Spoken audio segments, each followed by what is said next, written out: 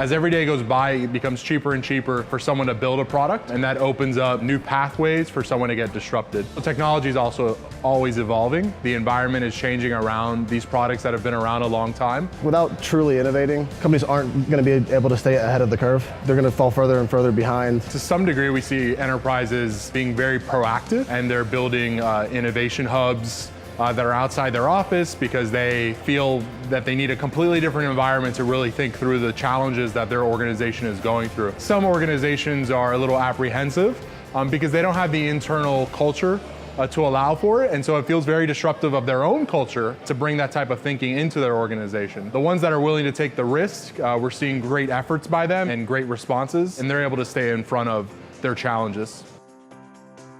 I think a key for an organization to embrace innovation is to find those key members that understand it, embrace the culture, and then put them together. Build small, cross-functional teams that can really work on solving a problem. It's very important to get things out there early and often, and then test those theories to see if the direction that you're going is the direction that you really need to go to solve that problem.